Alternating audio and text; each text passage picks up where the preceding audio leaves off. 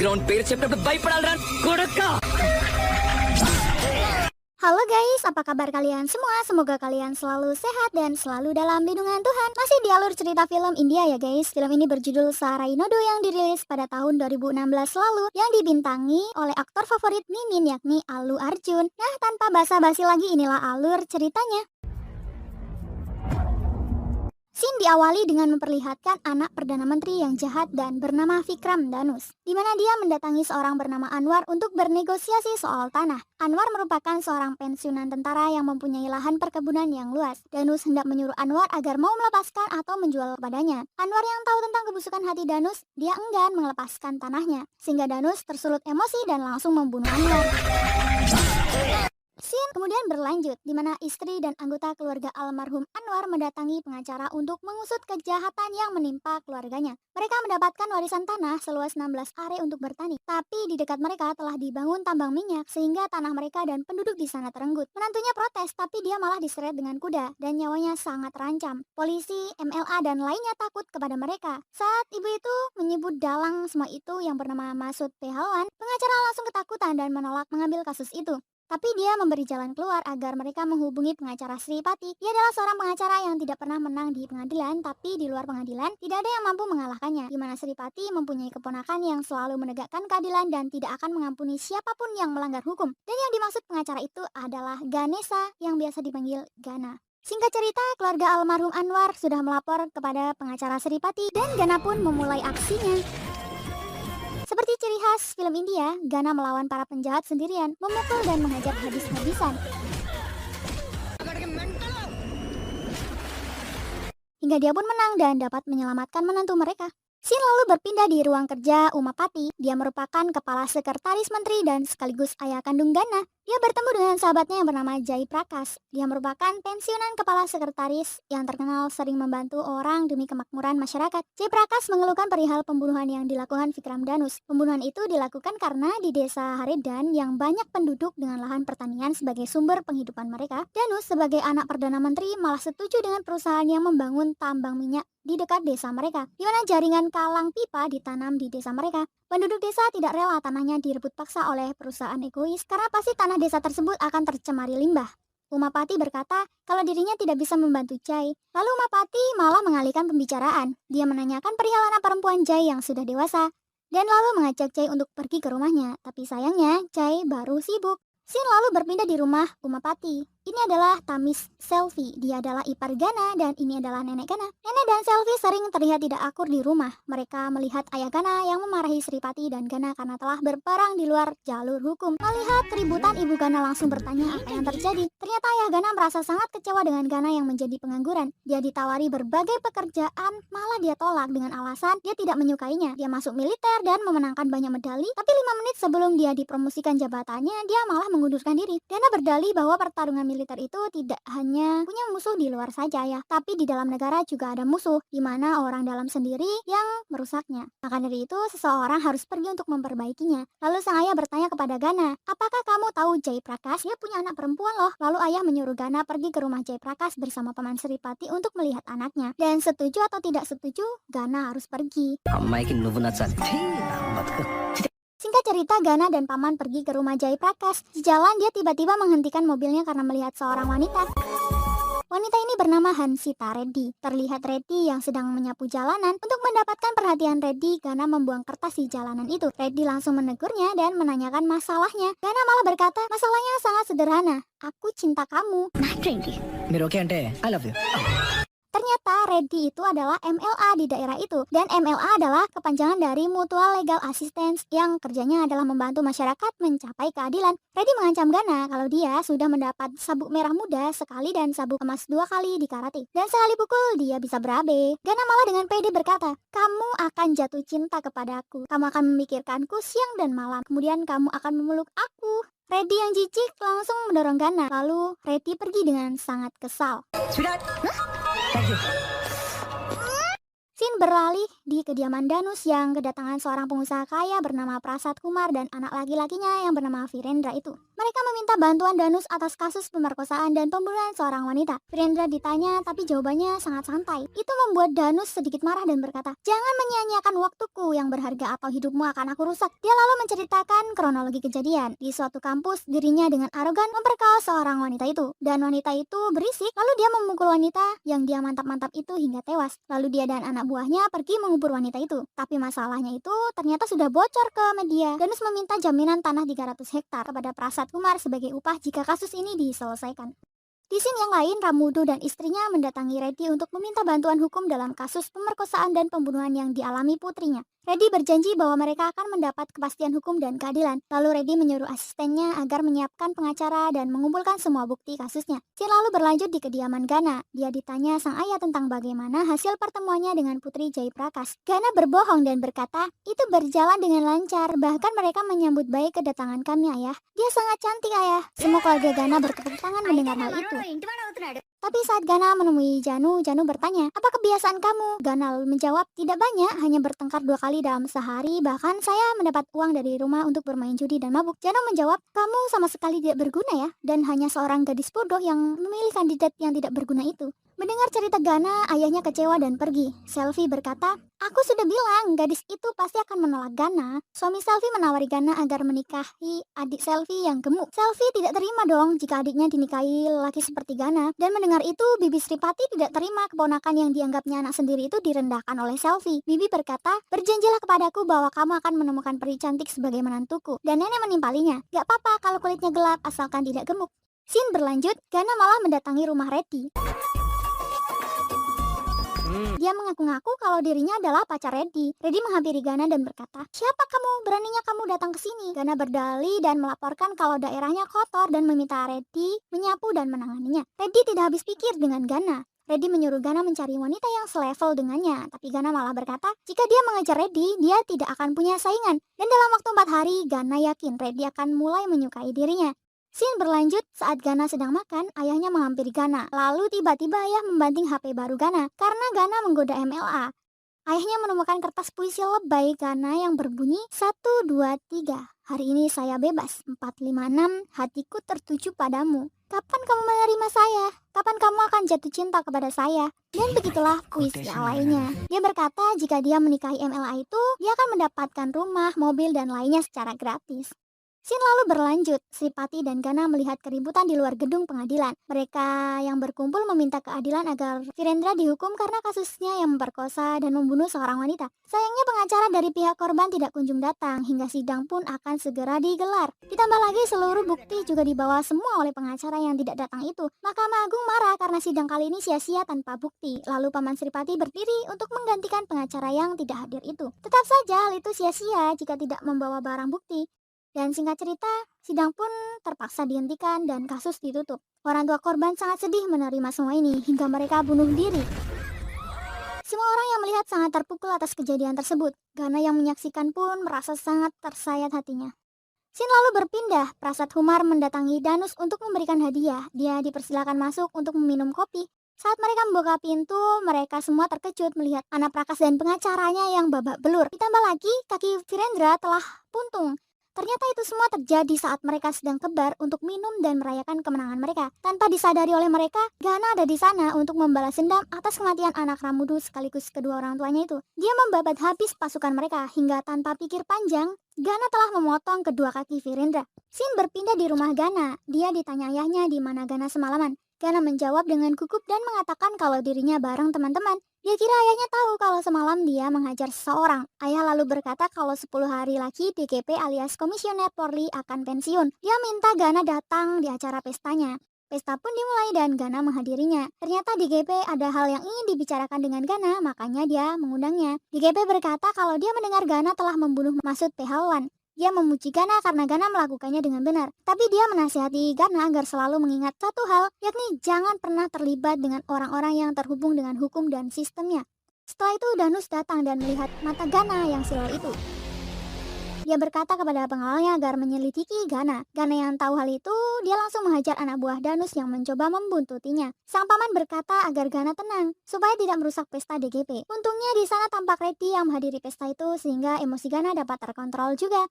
Cerita berpindah dan berlanjut. Reddy tiba-tiba datang ke rumah Gana. Ternyata dia diundang oleh paman dan bibi Gana. Tapi nenek berkata, saya yang akan menentukan Anda dipilih atau tidak. Nenek bertanya, apakah kamu mengikuti kursus jahit, mehendi atau kecantikan? Gana menjawab, sebenarnya saya pelajar di US, Nek. Tapi ayahku tiba-tiba meninggal dan aku dipilih masyarakat untuk menggantikannya. Nenek bertanya lagi, kamu tidak menerima suap? Semua orang terkejut dong atas pernyataan itu. Tapi Reddy dengan manis berkata kalau dia tidak pernah menerima suap. Pertanyaan nenek berlanjut, apakah rambutmu itu asli? Reddy menjawab, tentu saja ini asli nenek. Anda seorang MLA, kalau bicaramu halus bagaimana Anda bekerja? Dan saat hendak menjawab, telepon Reddy tiba-tiba berdering. Reddy kemudian menerima telepon dan izin keluar untuk mengangkat teleponnya.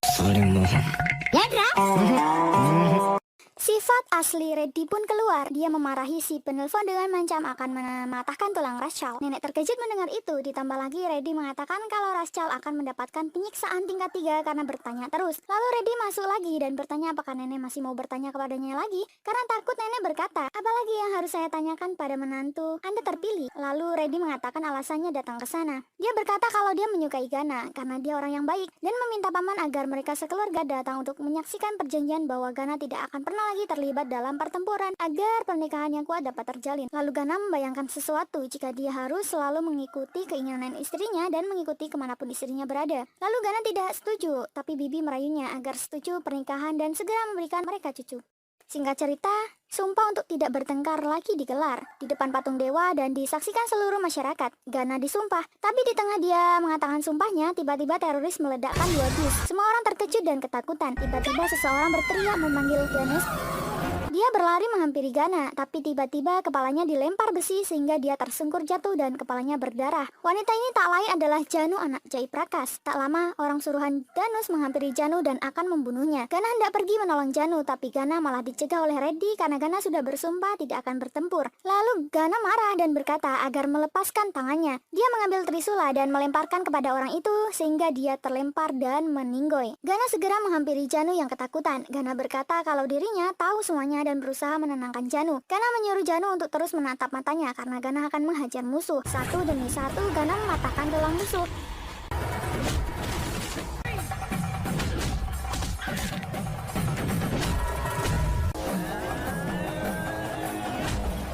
Hingga tersisa pemimpin mereka. Dia lalu menghajar hingga terkapar. Lalu pria itu berkata, Danus akan memusnahkan kalian dan keluarga kalian. Tapi Gana tidak takut. Dia menjawab, aku adalah raja hutan, dan jika ada yang melangkah ke hutan, dia tidak akan selamat. Janu adalah milikku, tidak ada yang bisa memisahkan kita. Gana berkata lagi, aku akan bersumpah untuk tidak bertengkar, tapi di depan Dewi ini, saya bersumpah bahwa mulai hari ini adalah permulaan pertempuran antara kekuatan dengan kemarahan, kebanggaan, dan sikap keras kepala saya. Dimanapun, kapanpun, dan siapapun, aku tidak takut. Gana akhirnya membawa Janu pulang ke rumah. Scene berlanjut di rumah. Janu menceritakan apa yang sebenarnya terjadi. Saat itu Gana dan Paman Sripati datang menemui Janu di desa. Mereka berdua menunggu sangat lama dan tidak kunjung bertemu dengan calon pengantin wanita. Lalu mereka berdua menemui Paman Jai Prakas yang sedang rapat. Paman Jai berkata kalau Gana tidak bisa menemui Janu karena Janu tidak berada di sana. Lalu paman yang lain menjelaskan bahwa Janu melawan perusahaan minyak yang merugikan masyarakat desa. Mereka tahu kalau kamu mau datang kemari, makanya dia menculik Janu dan membawanya ke tempat obul Reddy agar masyarakat mau menyerahkan tanahnya. Paman Jai berkata jika dia mengambil keputusan maka konsekuensi akan berat. Karena musuh kami adalah orang yang kebal hukum dan tidak mementingkan jumlah kematian orang. Lalu Paman Jai menyuruh Gana agar mengatakan kepada ayahnya bahwa dia tidak menyukai Janu dan pergi agar mereka berdua selamat. Scene berlanjut, Gana mendatangi kediaman obul Reddy untuk membawa Janu. Seperti biasalah, semua prajurit obul pokoknya KO aja.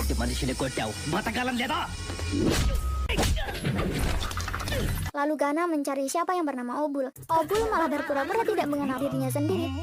Gana menyuruhnya agar memanggil gadis yang mereka culik. Lalu Gana memanggil nama Obul. Obul malah masih berpura-pura tidak tahu. Gana lalu memutar tangan Obul dan terdapat cincin yang bertuliskan Obul di tangannya. Janu lalu datang. Gana tidak bisa mengalihkan pandangan matanya. Dan singkat cerita, Gana berhasil membawa Janu dan berkas tanah penduduk desa. Paman Sripati menyerahkan berkas itu kepada Paman Jai. Lalu Gana bertanya tentang siapa di balik obul Reddy. Tapi Paman Jai enggan memberitahunya dan mengalihkan pembicaraan. Lalu Gana meminta tolong kepada Paman Jai agar tidak memberitahukan kepada ayahnya jika dirinya sudah bertarung. Dan katakan kalau putri Paman menolaknya. Saat Gana pergi, Janu menangis dan lalu meminta ayahnya agar menikahkan dirinya dengan Gana. Scene berlanjut, Obul yang tidak terima lantas melapor kepada Danus. Mereka mendatangi Paman Jai dan penduduk desa. Mereka membunuh semua yang ada di sana. Bahkan mereka melindas tubuh korban dengan traktor hingga bercampur dengan tanah. Tak berhenti di situ, Paman Jai ditusuk Danus karena tidak mau mengatakan nama pria yang menghajar Obul. Janu melihat ayahnya yang sekarat. Sang ayah yang takut kalau Janu ditikam lantas menyuruh Janu mencari Ganesha agar dirinya selamat. Sang ayah mati dan Janu berlari pergi. Dia dikejar terus-terusan oleh anak buah Danus. Semua orang sangat terpukul mendengar kisah Janu. Ibu Gana menawarinya minum. Janu malah berkata, "Saya lapar. Saya sudah 4 hari tidak pernah makan. Saya kira saya akan mati sebelum bertemu Gana." Janu diantar makan oleh ibunya, lalu Gana berbicara dengan ayahnya. Dia merasa bersalah karena tidak menghajar penjahat sampai ke akarnya. Sang ayah lalu berkata sebenarnya tidak ada yang bisa menghentikan Danus. Ayahnya dengan yakin meminta Gana harus menyelesaikan sistem bejat ini, karena jika tidak seluruh negara akan hancur. Mendengar itu, Reddy menghampiri mereka dan berkata, "Jika kamu tidak membantunya, maka itu akan menjadi kekalahan umat manusia. Saya tidak layak untukmu Ganesha dan kamu diciptakan untuknya. Jangan pernah meninggalkannya. Saya akan senang hati jika Anda membutuhkan bantuanku." Dan Reddy pun pergi. Scene berpindah, Gana dan keluarga mengantar Janu pergi berobat ke rumah sakit. Gana keluar sebentar karena ada urusan. Tapi saat dia masuk ruangan, Gana melihat anak buah Danus yang akan membawa pergi Janu. Gana segera menghajar pria itu dan mencekokinya dengan peluru yang ada di dalam pistol. Dan singkat cerita, Janu diculik Danus dan dibawa ke rumahnya. Danus bertanya kepada Janu di mana keberadaan Gana dengan menodongkan pistol. Gana datang dan langsung ditembak. Untung pistol itu tidak ada pelurunya. Gana berkata dia sudah menghajar Obul dan semua anak buahmu dan yang tersisa tinggal kamu. Lagi-lagi Vikram Danus menyebut mereknya sendiri alias siapa dirinya. Vikram Dhanushumar. Lalu Gana kesal dan menghancurkan TV merek Jepang, patung buatan Cina dan juga brand merek Amerika. Apalagi jika hanya merek Vikram Danus. Pertarungan khas satu lawan banyak pun tak terelakkan. Gana menghabisi satu persatu pengawal Danus. Gana juga menghajar Danus. Dia menyirami Danus dengan bensin, lalu menyuruh Janu yang membakarnya. Janu mengingat semua kejahatan Danus terhadap masyarakat dan keluarganya. Tapi Janu berkata kalau dia tidak ingin membunuh Danus dengan mudah. Janu ingin seluruh dunia tahu kejahatannya. Dia harus dihukum berat. Lalu Gana merebut korek itu dan melempar ke arah Danus hingga Danus terbakar dan lari memecahkan jendela. Untung saja tempat bermain bebek menyelamatkannya. Janu menatap Gana dengan mata berbinar-binar, lalu memeluk Gana. Singkat cerita, berita tentang penyerangan yang terjadi dengan anak Perdana Menteri itu menyebar. Scene masih berlanjut. Perdana Menteri akhirnya menemui anaknya. Di samping itu, DCP menanyakan perihal penyerangan terhadap musuh. Gana mengakui kalau dirinya lah yang melakukan. Lalu mereka mendatangi konferensi pers dengan membuat skenario. Gana menceritakan apa yang sebenarnya terjadi. Gana berkata kalau dirinya adalah penggemar Danus. Gana datang ke rumah Danus untuk meminta pekerjaan. Danus memberikan pilihan antara Hitachi buatan Jepang, Dragon Company buatan Cina, atau Apple buatan Amerika. Gana melanjutkan, Danus berkata kalau dalam pekerjaan merek itu harus sangat diperlukan. Dan tiba-tiba seorang datang menghajar Danus dan pengawalnya. Danus menangis meronta-ronta dan lalu pria itu pergi. DCP pura-pura bertanya lagi, "Apakah Anda melihat pria itu?" Lalu Gana menjawab dengan menunjukkan foto para korban yang mati di tangan anak buah Danus yang tak lain adalah Obul Reddy. Danus yang melihatnya pun tidak terima dan berkata, "Aku tidak akan mati sebelum aku membunuhmu." Scene lalu berlanjut. DCP meminta Gana mengantarnya menangkap Obul di desa. Danus yang khawatir segera menelpon Obul, tapi sayangnya Obul sudah lebih dulu disergap. Keributan pun terjadi, tapi setelah Gana menunjukkan wajahnya, Obul malah ketakutan. Dia takut dibunuh Gana dan meminta polisi agar menangkapnya saja. Lalu Obul memberikan keterangan. Dia berkata, "Aku hanya melakukan apapun yang Danus perintahkan. Danus sudah membunuh 21 orang di daerah sini dan saya siap menjadi saksi." Scene lalu berpindah di kantor polisi. Ternyata DCP sedang kedatangan ayah dan paman Gana. Tiba-tiba Danus datang dan bertanya apakah DCP akan menangkapnya. Lalu DCP ditembak. Paman Sirpati tidak terima dan akhirnya Danus menembak Paman Sirpati. Paman Sirpati melawan, malah tambah ditembak. Saat dia akan menembak ayah Gana, tangannya ditahan Perdana Menteri yang menyusul Danus. Gana menyusul ayahnya dan pamannya. Dia sangat terpukul melihat pamannya yang sudah terkapar. Papa? Papa?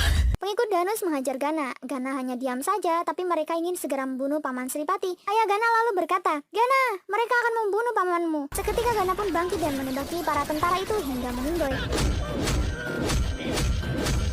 Dia berlari menghampiri paman, tapi akan dihadang Danus. Gana lalu bisa mengelaknya, tapi Gana menusuk Perdana Menteri. Danus merasa marah. Gana lalu meminta pamannya waktu sebentar untuk menghabisi penjahat itu, dan setelah itu dia akan mengantar paman ke rumah sakit. Dia bertarung dengan Danus.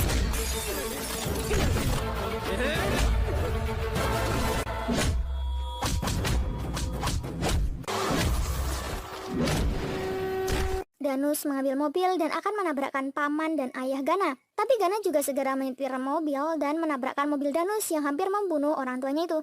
Memenggal kepala Danus dengan kapak hingga kepalanya copot dan otomatis Danus meninggoy dong. Paman Sripati dibawa ke rumah sakit dan untung saja nyawanya tertolong. Scene masih berlanjut. Gana dipanggil media untuk dimintai keterangan. Gana berkata kalau dia melihat Perdana Menteri dan anaknya dibunuh di depan matanya. DCP juga mengatakan hal yang sama dengan Gana. Ayah Gana terkejut terheran-heran. Anaknya malah mengarang cerita yang menutupi cerita sesungguhnya. Gana lalu berkata kalau pria yang menyerang itu memberinya wasiat agar putri Jagannath Reddy alias Hansika Reddy agar masyarakat memilihnya untuk menjadikannya Perdana Menteri selanjutnya. Mereka semua bertepuk tangan hingga film ini pun berakhir.